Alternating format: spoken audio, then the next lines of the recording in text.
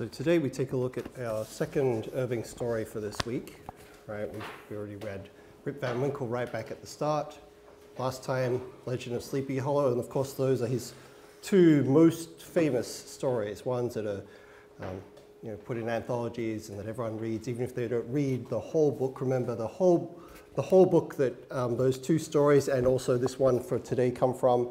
We saw when we talked about context of Washington Irving back in the Rip Van Winkle time was a book called The Sketchbook of Geoffrey Crayon, right? And we saw the way in which Irving, as an American writer, nonetheless, even though he publishes under his own name, he uses all these fake names or these pseudonyms or these pen names as sort of different characters as ways of presenting himself. Right, so the whole book is presented as being like the papers and the stories collected by Geoffrey Crayon, right, a fake name for Washington Irving, and then within that we've seen that the first two stories we read by him were presented as having been written by a guy called Diedrich Knickerbocker. So the Rip Van Winkle story and the Sleepy Hollow story, both of those presented as being by other people again, as being by Diedrich Knickerbocker. Does he do the same thing this time? Not this time, right? This time it's not presented to us as a story by Diedrich Knickerbocker, instead as himself. All right. Now, of course, we are on the last of our topics for this class, of that of vengeance. And you might be looking at this and think, well, all right, I could see how Sleepy Hollow could be a story about vengeance. But why would this be considered a story about vengeance? And we have to think about this more broadly in terms of the way in which the Romantic writers tend to see these questions of vengeance and in particular notions of justice, right? Because of course, that idea of vengeance and revenge has to do with a notion of what is just, right? What is fair, what we think if someone has wronged us, we want something to be fixed about our relation or the universe or about the situation, then there's some idea of justice and fairness that we're wanting to see addressed and to be fixed, right? So those two ideas are strongly connected, that of vengeance and of justice, okay?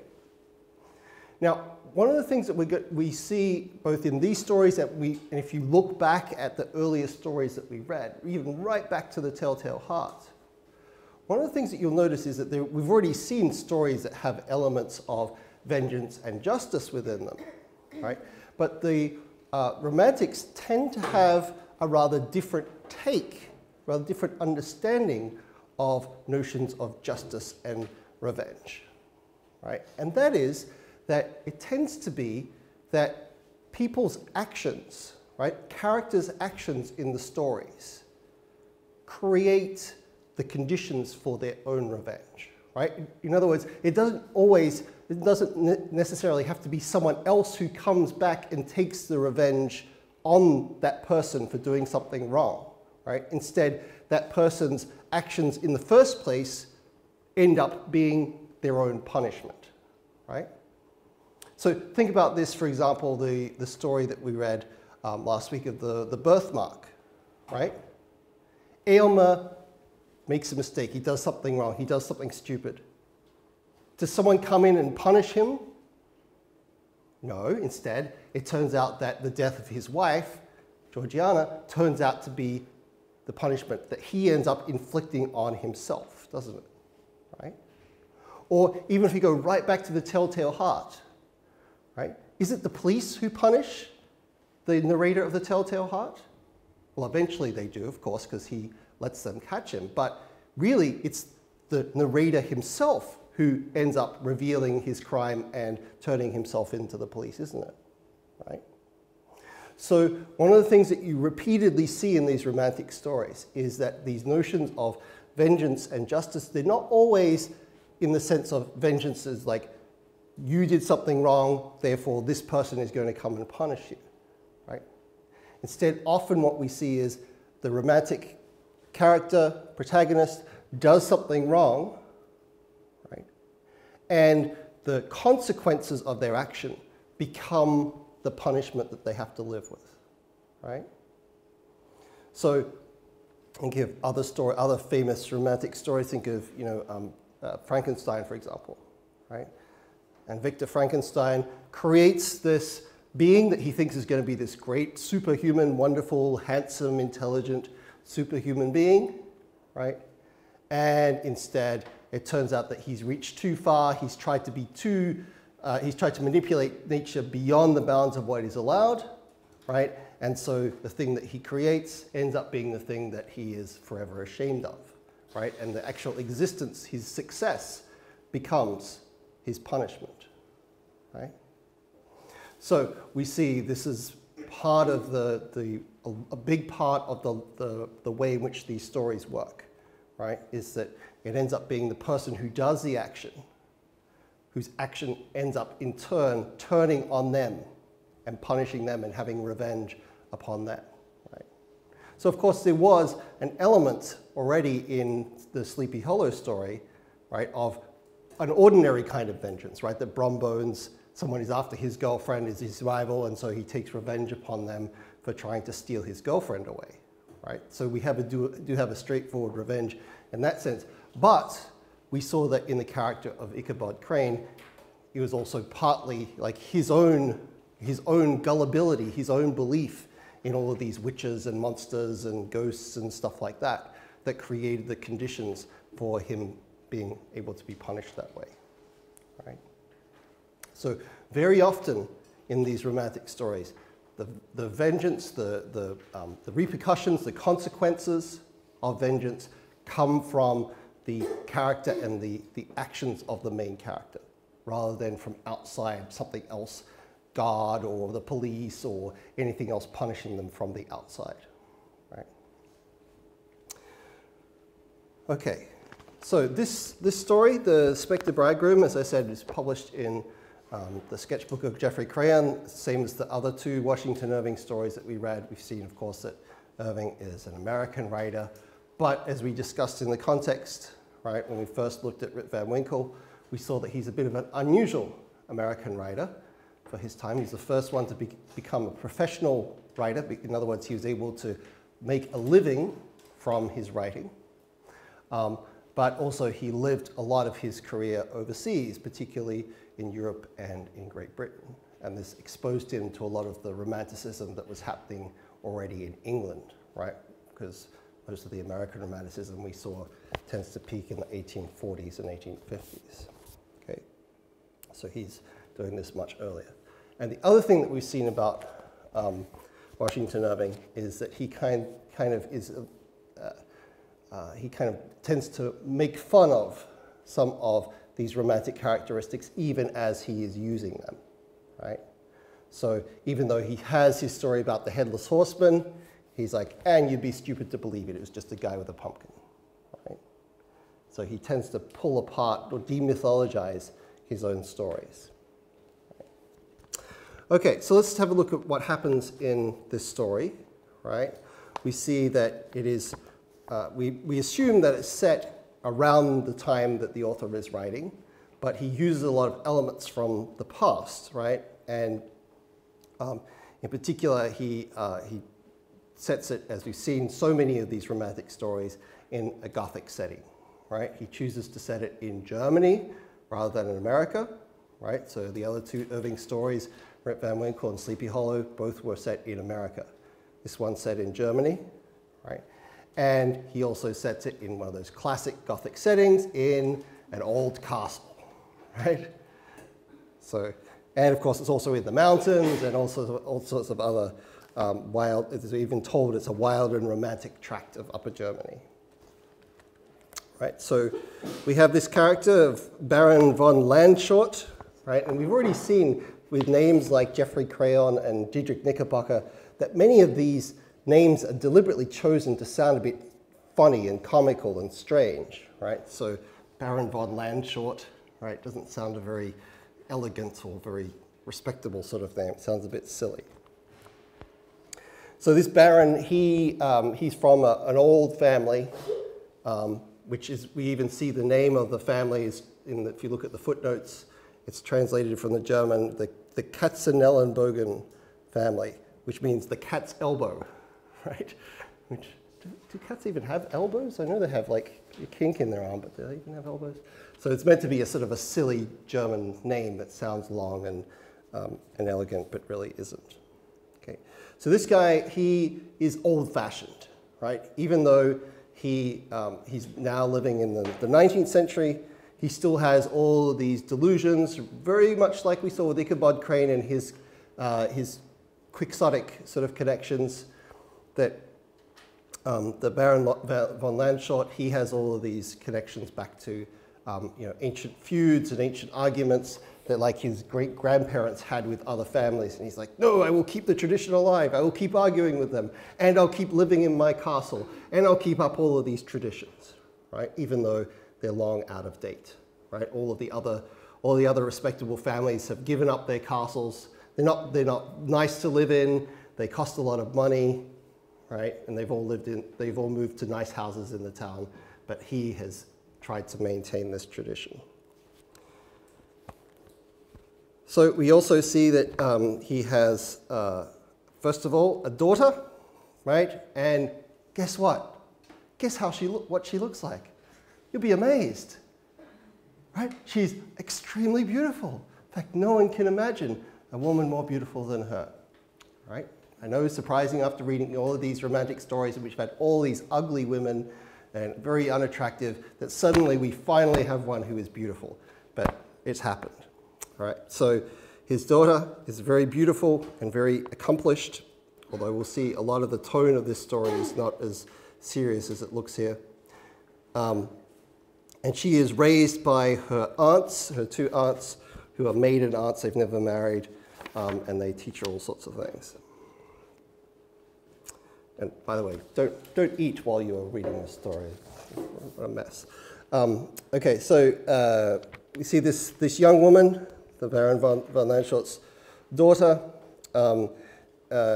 is raised, and she becomes apparently a very good girl.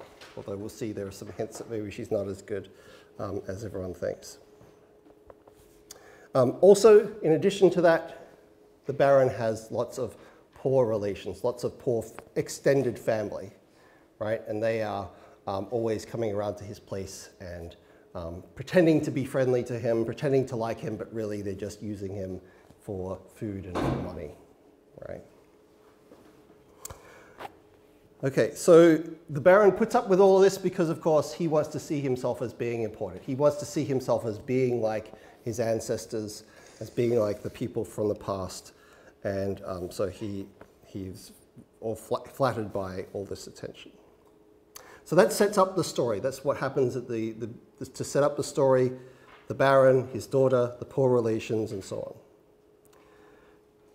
Now, remember, nowadays, of course, we tend not to have arranged marriages, but in those times it was, particularly amongst the aristocracy, right? It was common to have arranged marriages, and so the Baron arranges for his daughter to marry the Count von Altenburg, who is in the army at this time, and he arranges with their family to go and to marry this young man. So they're preparing their feast. The Count leaves his position in the army, right? He heads off, and along the way, he stops in at an inn, and he meets one of his old friends, and here we see another one of these strange names, Hermann von Starkenfaust, right? And the two old friends, they get together, they reminisce, and the Count tells him, oh yeah, I'm going to go marry this beautiful woman. She lives in this castle. She's really great. I'm so happy I'm going to marry her, right? And so the two of them spend the night talking. They head off together the next day. They're traveling through the forests, and they're attacked by robbers, attacked by bandits.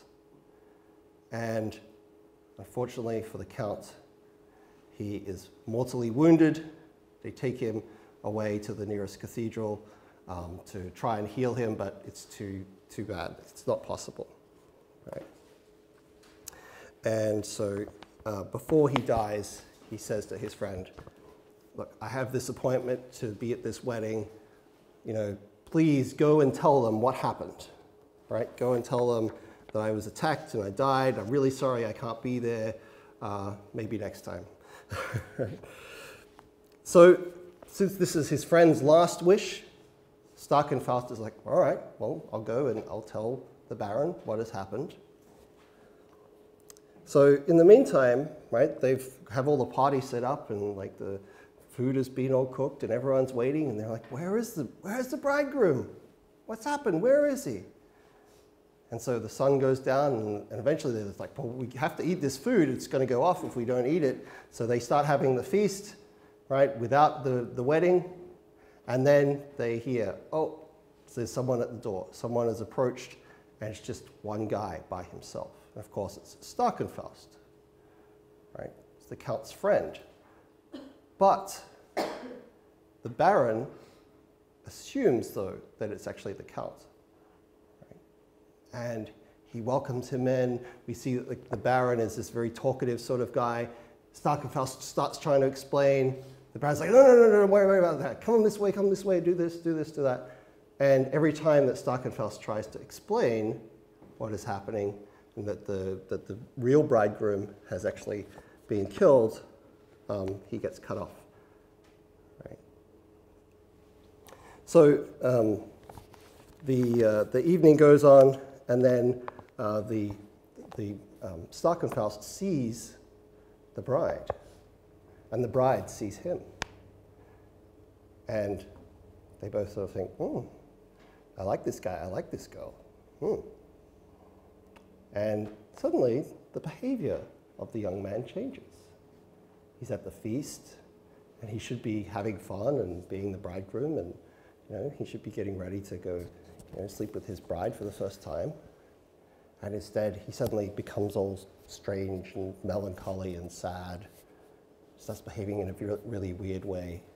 Says strange things to the guests and to the Baron about how, like, oh, no, I will have to sleep in a different place tonight. And I have to go to the cathedral, and I have other things to attend to. I have an appointment with, a stranger who I can't break, right?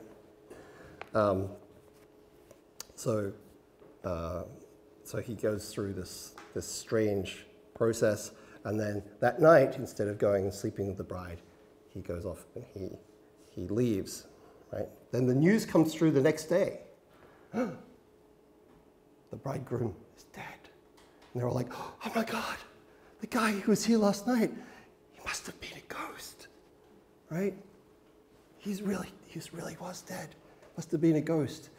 And that's why he was behaving so strangely. That's why he left in that weird way, and why he looked so sad and depressed. Like it was a ghost, and he so wanted to come that he just forced himself, like in Ligeia, when the first wife forces herself to try and come back to life. Forces himself to come and be a ghost and attend his wedding, and now he's gone, and he's gone back to the grave. So of course, the family's all sad, particularly the young woman who was going to marry this guy, because she liked what she saw, right? She thought this guy was handsome. She thought he was very attractive. So she goes to bed, and one of her aunts is like, I'll sleep in the same bedroom as you. And as they're sleeping there, they hear a strange noise, and they see a specter, right? It's the dead bridegroom. He's come back. And the aunt is terrified, right?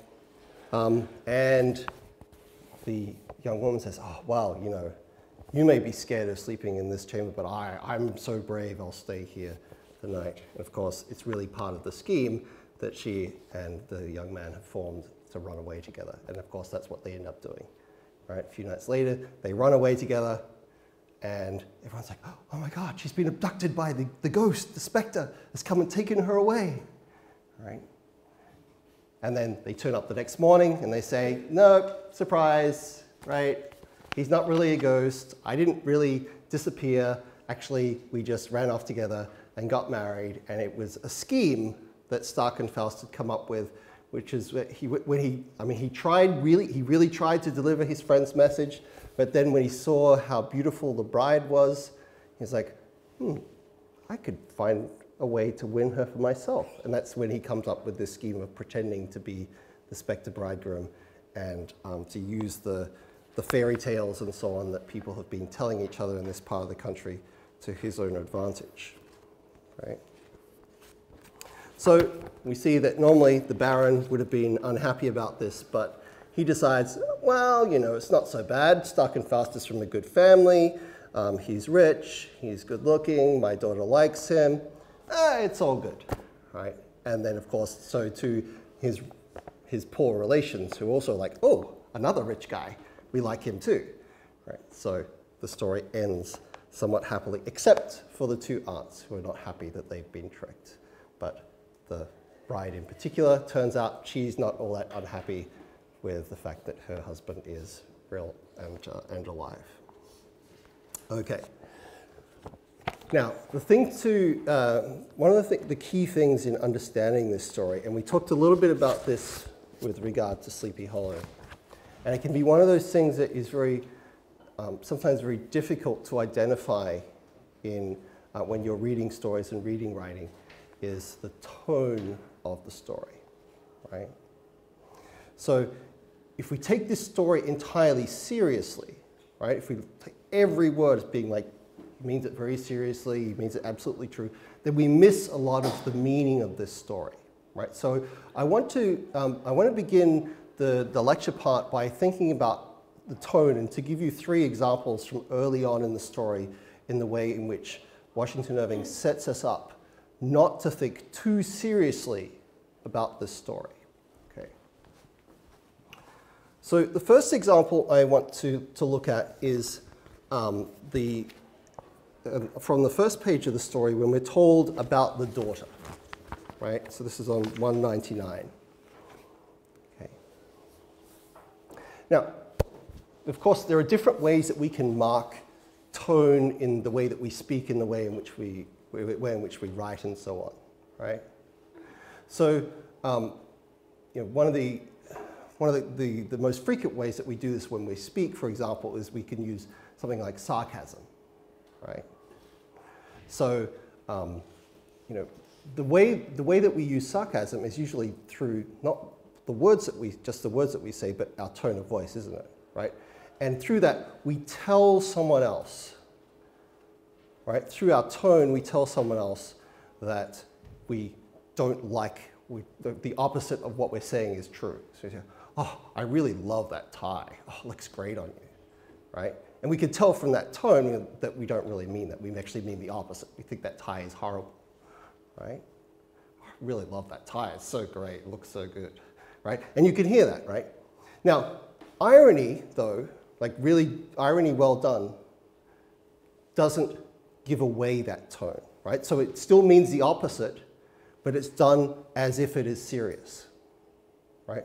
Oh, I love that tie. Yeah, you should definitely wear that more often, right? You can't hear the sarcasm there, but if you listen, if you look at it carefully and you think about, wait a minute, he's being ironic. He doesn't really mean that that tie is nice, right? Instead, he's meaning the opposite, right? And so this is the use of irony that Irving has in a lot of these passages in the story, right?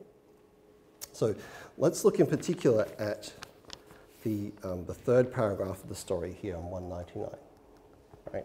In which we're told about the accomplishments, right? And you can see some, 19th century women there with their accomplishments. Remembering, this is very much an upper class sort of term, right? Because people in the upper class, people in the aristocracy didn't work, right? So they had to have things to do with their leisure time. Like you can't just sit in a chair all day, stare into space, right? You had to develop, right, tastes and leisure and activities that showed that you were sophisticated and yet at the same time didn't work, right?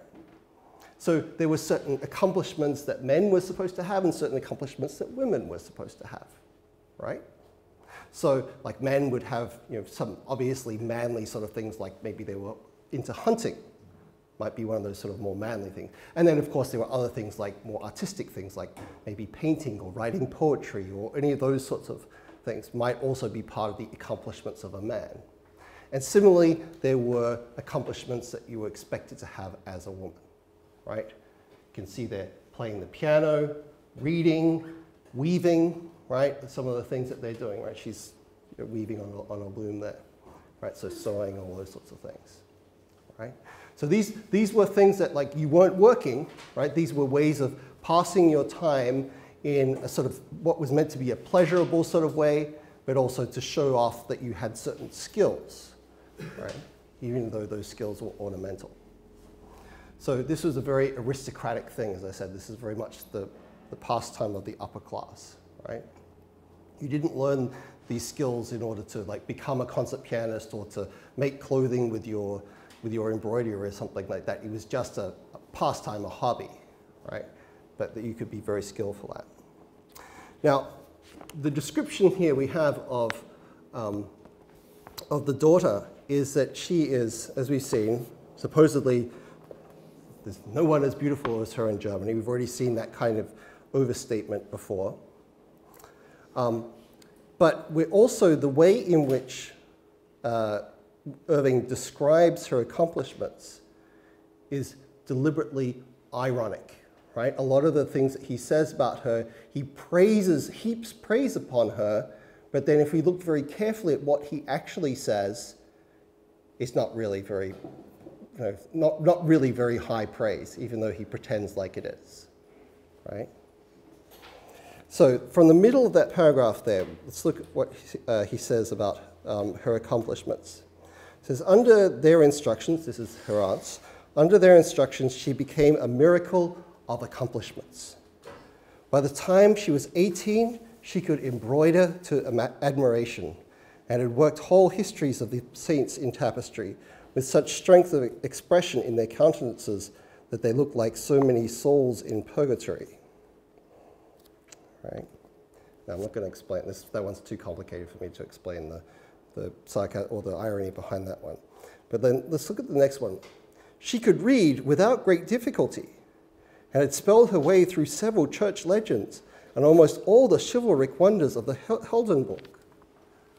He's like, wow, this girl could, like, read, and she didn't even have to look up a dictionary to do it, right? Like, she could, oh man, it was amazing, right? So this looks like he's saying, oh, she's a great reader, but really the way in which he frames it is that he's sort of saying, yeah, she could barely read, but he's pretending like it's this great accomplishment on her part, right? She had even made considerable proficiency in writing, right? She was a great writer, could sign her own name without missing a letter. Wow, can you write your name? Oh, amazing. You can write your name without messing it up? Amazing. And so legibly that her aunts could read it without spectacles. Whoa. Right? So you can see there's like, if you read that seriously, you'd be like, oh, wow, yeah, she can write. Well, and she doesn't miss a letter. But like when we think about that, really, wow, you can write your own name and you don't mess it up, and you don't even have to put glasses on to be able to read it properly. Wow. Gee, well done. Gold star for you, right? So there's a deep irony to what he's saying here. This is not, this young woman is not really as accomplished as it would seem at first, right? She excelled in making little good-for-nothing, ladylike knickknacks of all kinds, was versed in the most abstruse dancing of the day, played a number of airs on the harp and guitar, and knew all the tender ballads of the minor leaders by heart. So, wow, who cares, right? It's sort of like, these are not very great accomplishments. These are not, these are just sort of very, very simple sort of things that any one of us, think, well, yeah, that's not so great. I can write my name too, right? I don't mess it up when I write.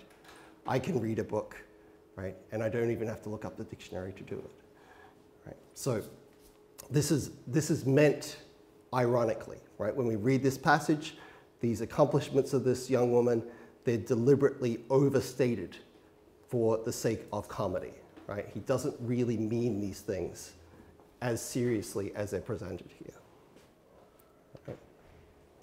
Now, very similarly, right, the the two aunts who are her sort of her protectors and her educators are presented in a very similar sort of way, right? And this stereotype of the sort of the maiden aunt is one that goes back like a long history, right? And in fact, I mean, this is a 19th century cartoon where he's like, he's like, go get me something and I'll give you a kiss. And he's like, no, I don't want a kiss from you, right? But we sort of saw it a little bit in the Dr. Heidegger's experiment story, right? Where we saw that the old people in that story, remember? They had all become good people, they'd all become virtuous, right? Why were they now good people? Why weren't they, for example, we saw that like a couple of them had a reputation for sleeping around and having lots of lovers. Why? Why were they now virtuous in those old people in that Hawthorne story?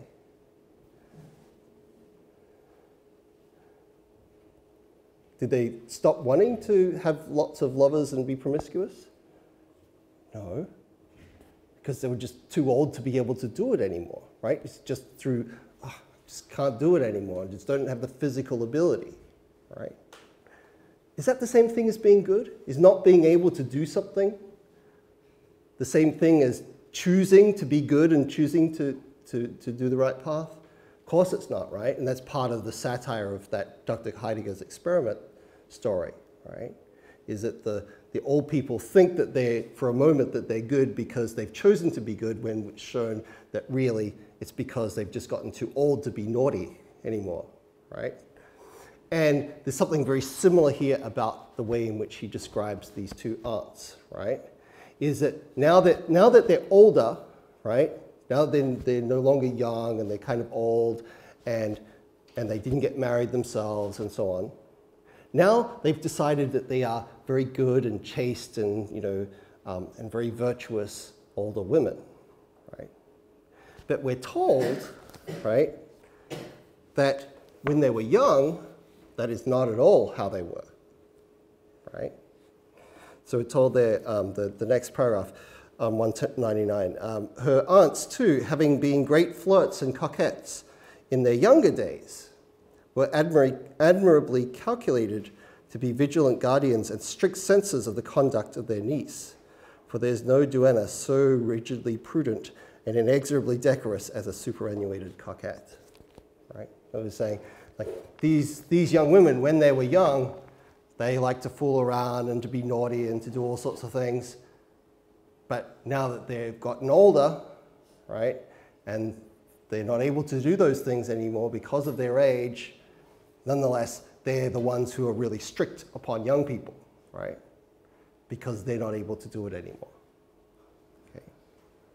So there's irony presented as their so-called virtue, right, is not really virtue, right? It's just their inability to do this for themselves anymore. Okay, so a third example here, of course, we have as well the poor relations, right? The extended family of the Baron, right? And the poor relations, they are, again, a sort of a staple. You can hear, this is from Charles Dickens's Nicholas Nickleby, right? Lots of poor relations in his novels.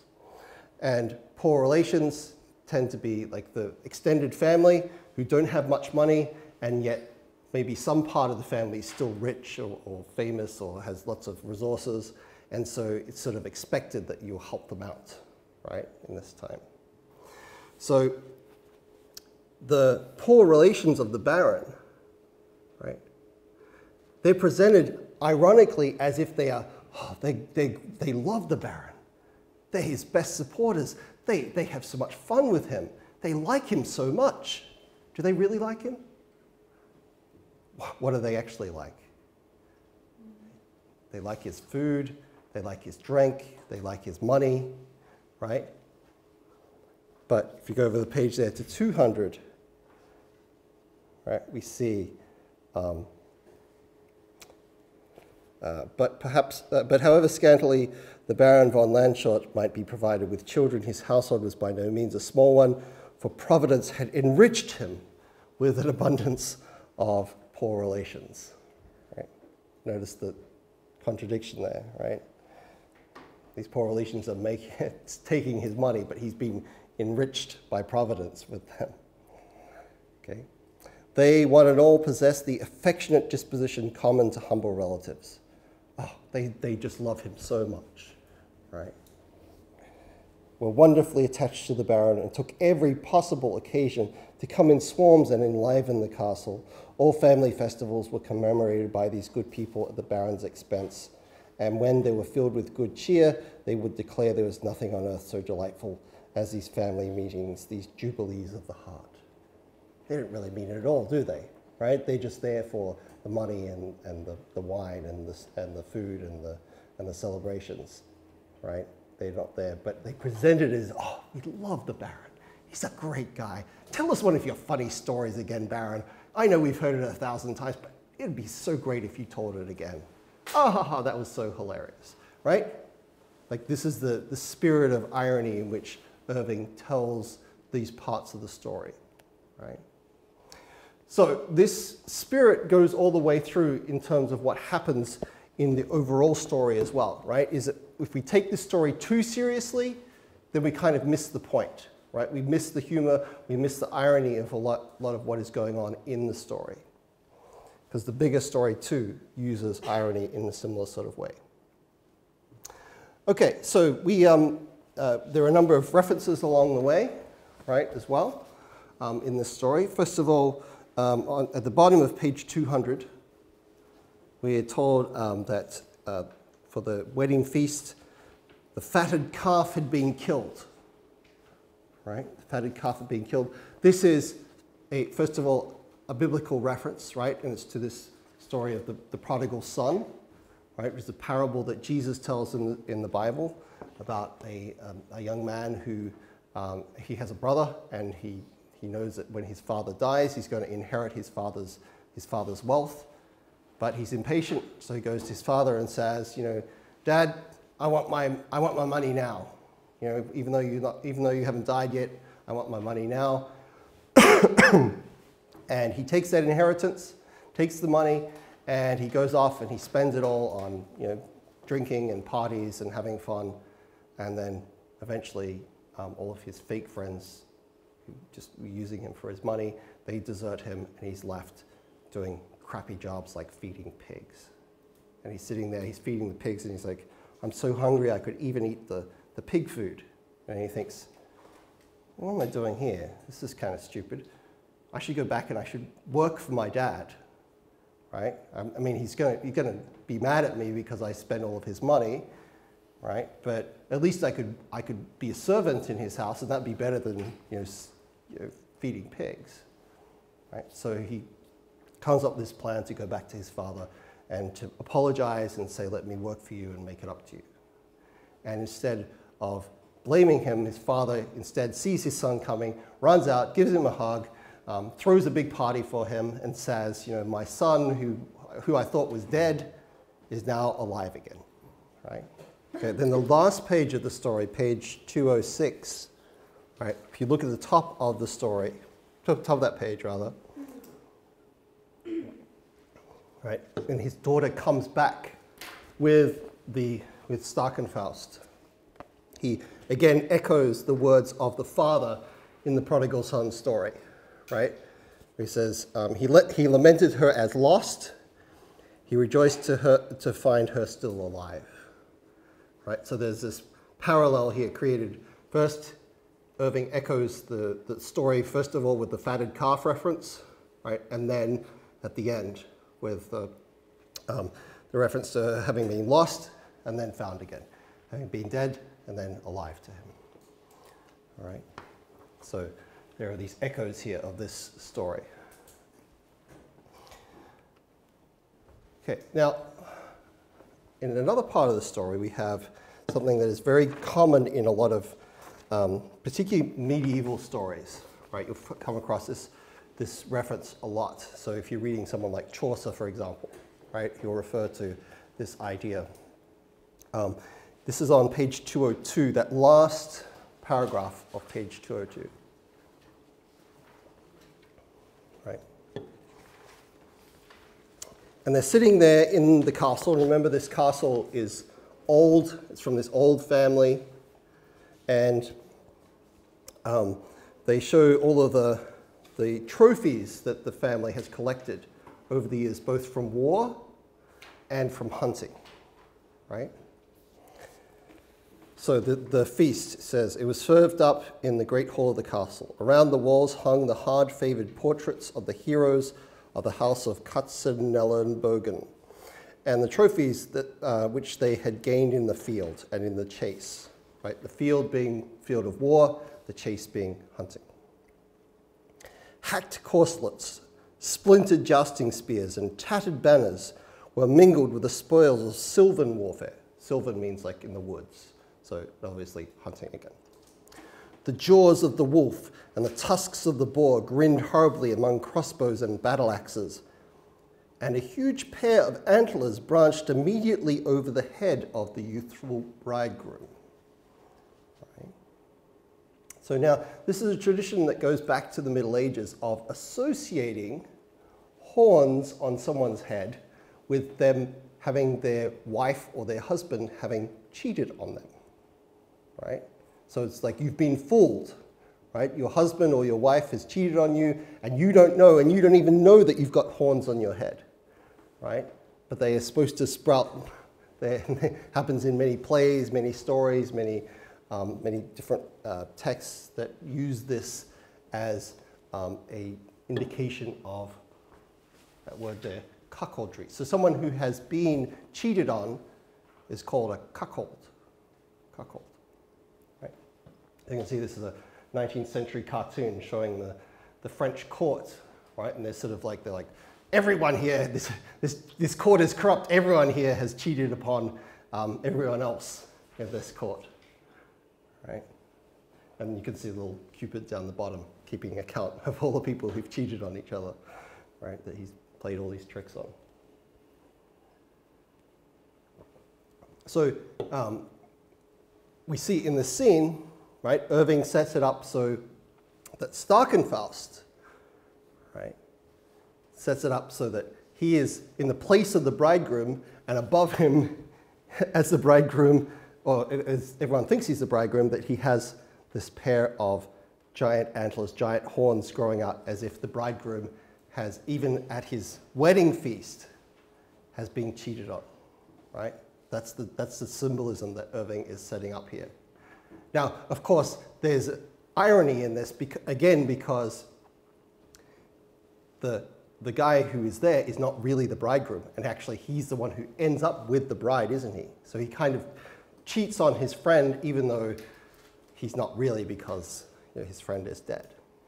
Okay, but that's what Irving is going for in this scene, of creating the antlers. Behind is this long-standing symbol, particularly during the Middle Ages, of cuckoldry, of being cheated on, right? Of you being a fool for not seeing that your husband or your wife is cheating on you. And everyone, like, the idea is that, like, everyone else knows, right?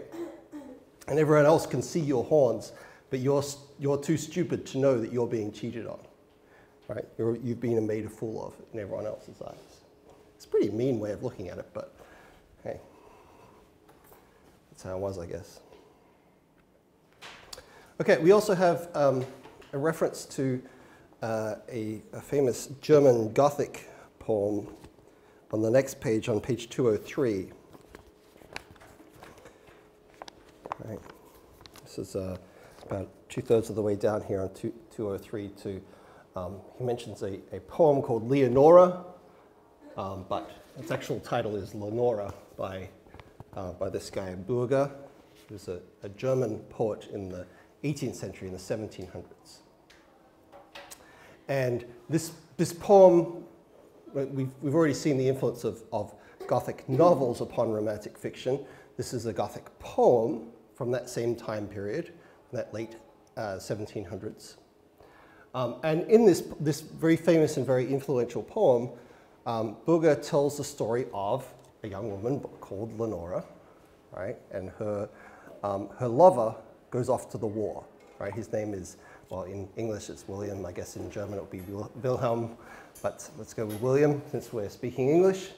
And Lenora's lover goes off to the war, and he doesn't come back, right? She waits around for 7 years, and he's like, oh, why has this happened? And she starts to question God and question her faith and question everything in her life, right? And then one day, magically, in the middle of the night, William turns up on a horse. He's like, come with me, and they ride all through the night, and then it turns out, well, it's not really William, it's actually Death who's taken her away, and he takes her to the grave, all right? So he really is a kind of spectre bridegroom in that story, right? So this is one example that Irving is using of the kinds of stories, right? The kinds of myths and legends and so on that are prevalent in the German country that he's talking about. Of course, we've seen as well there are many like folk tales that go back much further in time, right, than this one. But this one is a famous poem from the 18th century that he mentions here in the story. Okay, so when our sort of our protagonist in Starkenfaust, when he says certain things about, like towards the bottom of that page where he says, oh, I must lay my head in a different chamber tonight, right? When they're asking him, are you going to go, sleep with your wife tonight for the first time, your new bride, right? And talk about like the wedding chamber, of course, which is where the husband and wife would sleep. And then he has a sort of play on words when he says, I must lay my head in a different chamber tonight, meaning the burial chamber, right? He's like, oh, I must go, I must be in my burial chamber, right? He does all these sorts of, he says all these things that have a double meaning, right? That he has, over the page, he has a solemn and indispensable engagement, right? Of course, if he was really the bridegroom, he would be engaged to the bride about to be married to her, but he has this other engagement, right? Meaning he's sort of tricking them, thinking, oh, he means death, right? He's going to die. And they're like, well, can't you send someone else? And he's like, no one can die in my place. No, there's no substitute. It's not possible, right? So he uses all these plays on words. And then we're told that after he leaves, right, that there's another German legend that's referred to, and that is that of the wild hunt. You can see a painting here of that idea. It's not just a German legend; it's a legend across Europe of like a sort of a band of like wild, sometimes they're gods, right? Sometimes they're ghosts, but they're usually a group of wild spirits who just sort of tear through the forest and sort of attack everything that's in their way, right? And sort of go through and then charge through and then they disappear. Right? And so when they talk about this in the middle of that page 204, it was the opinion of some that this might be the wild huntsman famous in German legend, right? That's what they're referring to here. Okay. Now, as I said, when we put together all these references, and particularly that use of irony that Irving has, it's particularly important to apply it to the dynamics between the bride and the groom, right? And by this I mean the substitute bride, Starkenfaust, rather than to the original groom, right? So we have the bride here. She's supposed to be this virtuous, good, accomplished young woman, right? And okay, she kind of is, right? But what do we see about her actual behavior when she sees Starkenfaust for the first time, when she sees the substitute? What does she think? Because remember, she thinks that he really is the right husband, right? She really thinks that he's the one. What does she think? What does she think just upon her first seeing this guy?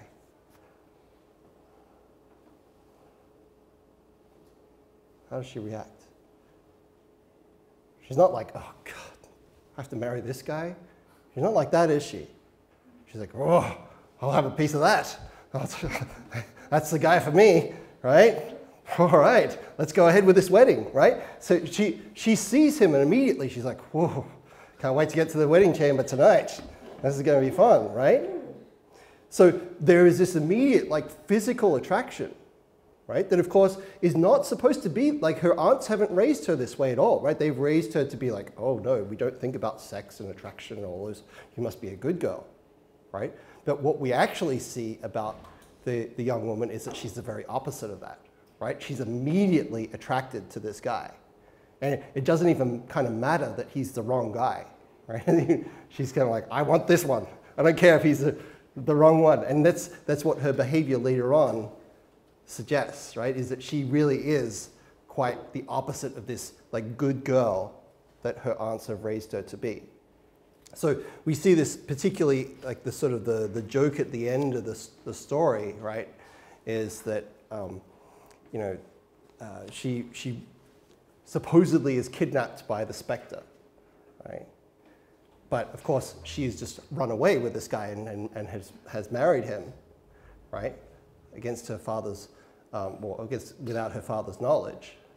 And we're told that when, at the very end of the story, the aunts, it is true, were somewhat scandalized that their system of strict seclusion and passive obedience should be so badly exemplified, but attributed it all to their negligence in not having the windows grated, right? So we should have put bars on the windows, then none of this would have happened.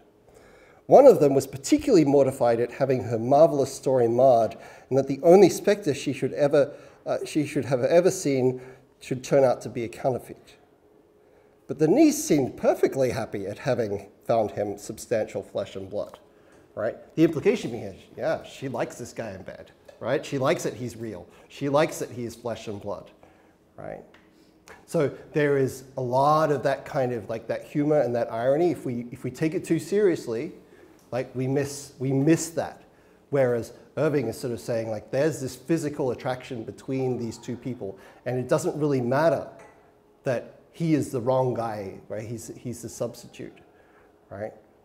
He's able to win this girl who is supposedly a good girl, but her real behavior, her real character is shown by her actions. She's not a bad girl, but she's just not the sort of like asexual, you know, non-physical kind that her aunts expect her to be, right? That she actually is really attracted to this guy. Okay, so let's turn now to our homework sheets and see some of the ideas that you guys picked out. Hopefully my voice will hold out. Okay, Tong One, I should begin today.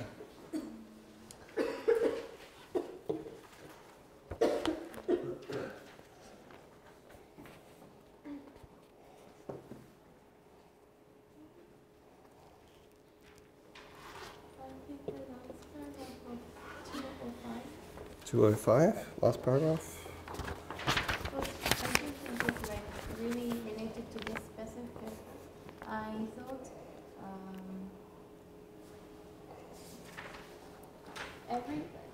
because nothing really significant had happened before this marriage, and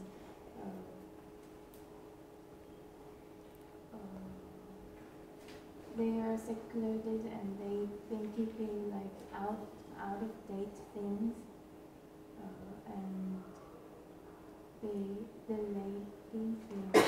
the girl who finally marries to the wrong guy seemed like she has been prepared to for all her life for this marriage. So I thought it was ironic that they really like readily accept this strange marriage between, even though also not only that he is the wrong guy, but he's also a guy from a full family. So I thought it was like also the idea of like mystery and ambiguity in romantic novel. Yeah, yep, certainly. they've been keeping like all the traditions, and supposedly they've been like trying to keep fidelity and all the things, but then they certainly like coincidence and some mistakes. They certainly accept the thing that is completely opposite. So I thought it was interesting. Yeah, and also the thing that is planned turns out to be sort of the wrong thing, and the thing that is unplanned turns out they're like, oh, well, this wasn't planned, but this guy is rich and he's from a good family and he is a good match and she does like him. Oh, well, that's good. It worked out that way, right? So it's all sort of like all this careful planning that the Baron does to make sure that everything follows all the rules. Like all that ironically doesn't work out, but the accident that steps into its place does work out even better, right? Is part of, as you're saying, is like the kind of the funny accident of this story, right? Good. Sharon, how about you? I also talked about that paragraph, the last paragraph. Last paragraph?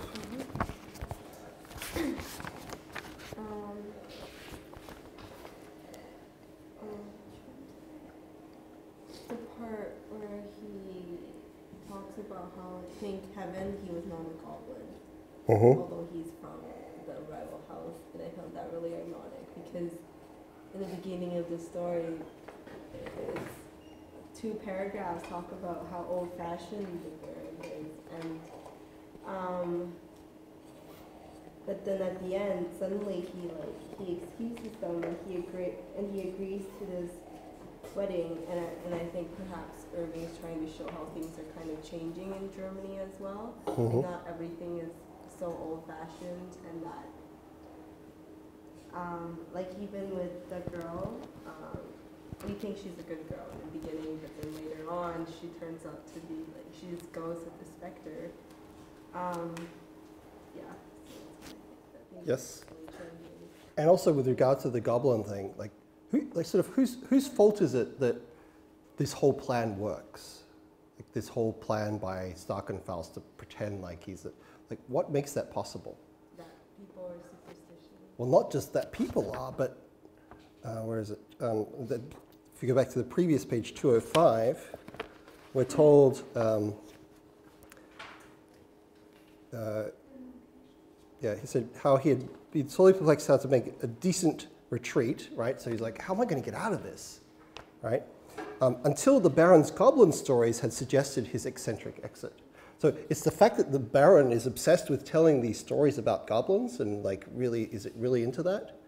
That sets up the possibility for this guy like seducing his daughter in this way, right? So it's kind of like the Baron sets up his own downfall, right? Sets up the conditions of this guy stealing away his daughter. So it's like his own fault in a way, right? So it's sort of like the vengeance is taken upon him, even though it's not really vengeance in the traditional sense. It's kind of farcical. Charlene, how about you? I choose paragraph 8 on page 204. It's the last of the paragraph. After the Baron and his relations heard what Starkenforth said, they started to guess what kind of goals Starkenforth was. But although in this paragraph, at the beginning of this paragraph, it said that the Baron returned to the hall in utmost consternation. But from the description of this paragraph, I felt the Baron and his relations just enjoyed guessing what kind of goals. Yeah. So I think it's quite ironic. And there's one relation which was described as poor relations. He ventured to suggest that maybe that Starkenforth was a real human, but Yeah. He's like, you're ridiculous. There's no specters. There's no bright. There's no such. Yeah, but Maybe it's just a trick. Like, no one would do that, yeah. right? Yeah, but but he was regarded as infidel because of his suggestion. Yep. And actually, finally, he gave up his opinion and followed others' idea that maybe starting post was a... Right, and this is more of this irony too, isn't it? The fact that he actually was right. He's like, wait a minute, what if it's not some like ghost or specter or something like that? What if it's just some guy who's playing a trick on us? And they're like, no, don't be stupid, you're an idiot. No one would do something like that, right? And then, as you say, he's shouted down, and everyone that goes along with the idea of the specter bridegroom, right? And then this is actually something that is, I mean, a sort of a long sort of interesting sort of debate within the history of particularly of the novel, right, of fiction, right, is that, you know, if we were to read a story or a novel in which, you know, we had a character, he's born, his or her life goes well, they go up, they get married, there's no problems, everything is fine, they make lots of money, they have lots of fun. You get to the end and well, so what? That's so boring. Everything went well for this guy or for this girl, right? A story in which there's no conflict, there's no bad things happen, right? All that is kind of boring in a story, isn't it, right? So one of the, what you might not realize, because today, of course, the novel and fiction are seen as like the most celebrated and the most widely read forms of literature, right? But in the century before this, in the 18th century in particular, and still during this Romantic period as well, novels were seen as rather more naughty and more corrupt, right? The more highbrow forms of literature were things like poetry and plays, right? But particularly poetry. Whereas novels, they're like, well, novels tell stories about people doing bad things. There's murders and ghosts and adultery and sex and like all of these naughty things happen in novels. Why would anyone want to read novels? They're full of bad, naughty things, right? So there's been, the novel had a sort of a low class kind of reputation. And this is the ambiguities of us reading and even them telling these stories as well, is that there is a kind of element of, on the one hand, we want to read about things that are evil, bad, shocking, and so on, because they're interesting, right? Someone who lives a boring but very successful sort of like ordinary sort of life, that's not an interesting novel to read about. Someone whose life is falling apart or bad things are happening or there's disasters, those are interesting for us to read about. They're complex, they engage our attention. And yet at the same time, we don't really want those things to happen to us, right? It's interesting for us to read, say, you know, a murder mystery, right? They're fun to read, but we don't want anyone in our lives or for us to have to deal with actual murder, do we? Right? And that's kind of the irony of what we see happening with these people here, right? Is they're telling all these stories, yeah, let me tell you another ghost story and so on. And then suddenly, oh, wait, there was a ghost amongst us. Oh no, right? And that's the irony of them having to actually like think about like, am I enjoying this? Is this fun still when it's actually happening as opposed to just being a fantasy, right? So it's one of the things that is being played with there as well. Okay, thank you. Justin? The first paragraph on 203. Mm-hmm.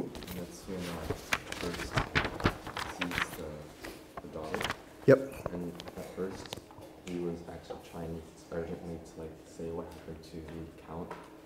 Then everything changed as soon as he saw her. And then at first, when you first read it, it's like seems odd that he becomes more melancholy and gloomy.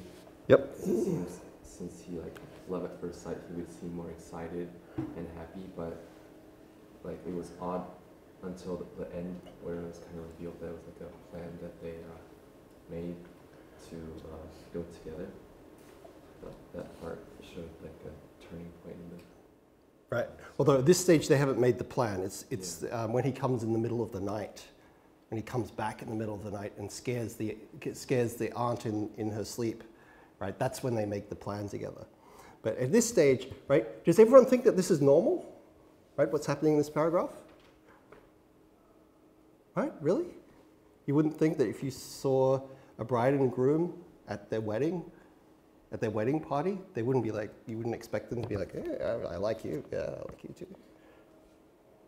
You would because everyone thinks this is normal behavior, because of course it is normal behavior between a bride and a groom, right? For them to be like, oh yeah, I like you, yeah, hi, you know.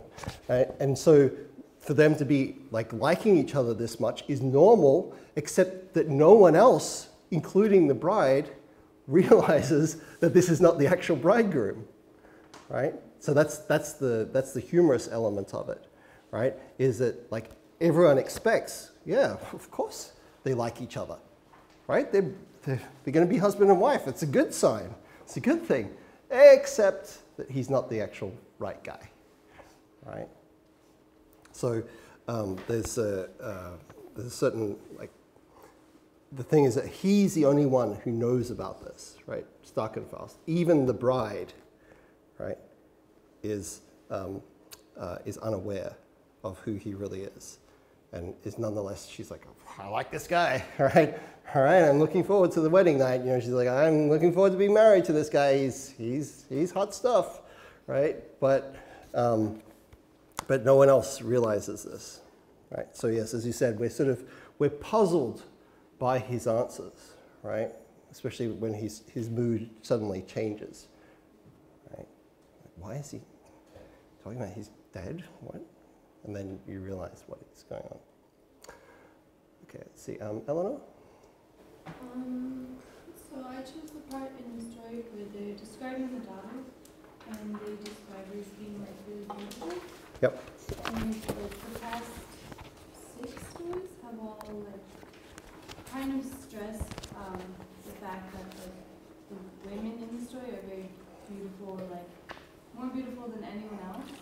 And I was just Ever in the history of women that have ever existed? Yep. Yeah, and I was wondering like why that is specifically, why they stress that characteristic over like anything else basically. Yeah. And what did you come up with? Why?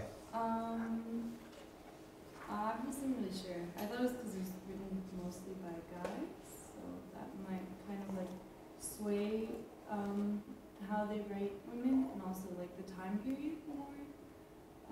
But I wasn't really sure. Or I also thought maybe because it goes with the whole misfit thing, that they're misfits because they're so much more beautiful than like everyone else. Mm-hmm. I wasn't really sure. Yep. I will tell you though that if you go and read a lot of Gothic fiction, a lot of which was written by women, so Anne Radcliffe, for example, if you read her heroines, they're no different. They're the most beautiful women that have ever existed as well. So it's sort of like, it's meant, part of it I think is meant to be that you're supposed to invest in these characters because of their physical beauty, and then you're supposed to invest in the male characters because of how, like, what good guys they are, right? Certainly that's how Radcliffe's stories work, right? The good guy is the good guy who's the hero because he's the one you're supposed to support and cheer for, and then the woman, well, she's just sort of a beautiful cipher, right? It makes her desirable, right? So, of course, romantic fiction is also where this starts to be played with as well, right? Where certain authors start to play around with the idea of like having heroines and having female characters that are not just like these, you know, beautiful, over the top sort of characters. So if you read Jane Austen's work, for example, right, a lot of her characters are presented as attractive, but they are not the great beauties, right? So her work, and probably most famously, a later work like Jane Eyre, for example, where Jane Eyre, we're told, is not like attractive in the like an ordinary physical sense. But then on top of that, you know, Charlotte Bronte also makes the guy that she falls in love with, right? There's actually a really famous, wonderful scene where Jane Eyre is sitting there with Rochester in that novel, and he's like, "So, Jane Eyre, do you think I'm attractive?" And she's like, "No." Right? I think, no, he's more like, do you think me handsome? And she's like, "No, I don't." Right? So other authors do play around with this, and we certainly saw it, remember in the Sandman story, right? We saw that the character of Clara is specifically told that her attractiveness is not from her physical beauty, but from her great intellect and how smart and how intelligent that she is. But it is a sort of a hangover from the Gothic novel that a lot of these characters are described. Most beautiful woman ever. Most beautiful woman in Germany in this story. Right. Okay. Hyeon, to finish off today, what did you pick up? I picked page 2 or 6, Last paragraph, okay. The way they would decide a change because he turned out to be original. And they said he is not a goblin as they previously thought, which means the family is pleased to welcome him as a new family member. And I think the author wants the reader to see that the family began to praise how marvelous he is because he is a perfect man to be a daughter's husband due to his fortunes. And I think it indicates that history and tradition constrains the character's freedom to act fully and makes character live in an inconvenient old castle, and they must marry appropriately and have to obey all the laws and constrained by what is considered appropriate behavior for a family. Well, normally they do, but we see that this story overturns that idea, doesn't it? Right? Because it ends up being like the other guy, right? The guy who wasn't intended for the daughter that ends up marrying her.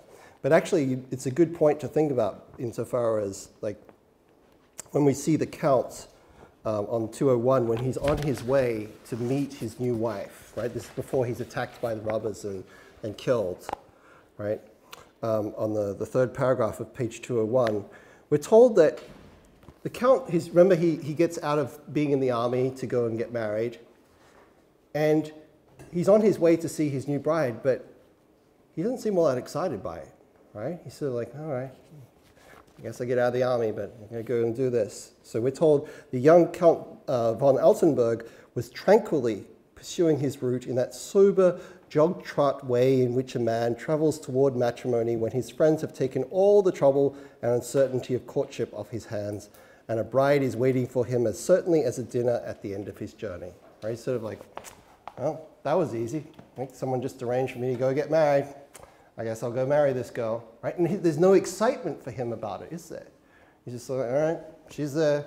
Right? And we sort of get the sense that the same is true on the other end. Like the daughter is sort of, she is sort of feeling trepidation about marrying someone that she doesn't know, right?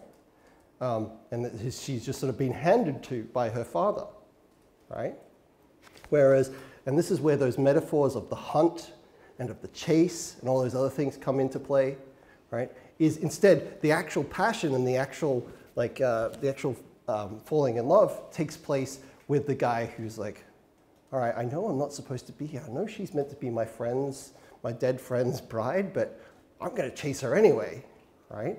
And it's his chasing of her, and then her sort of like, she's like, well, this is something different, right? I'll run off with this guy instead, right? It's that chase that creates the passion rather than the arranged marriage, right? So this is the constraints of that time that you're talking about, Haeyoung.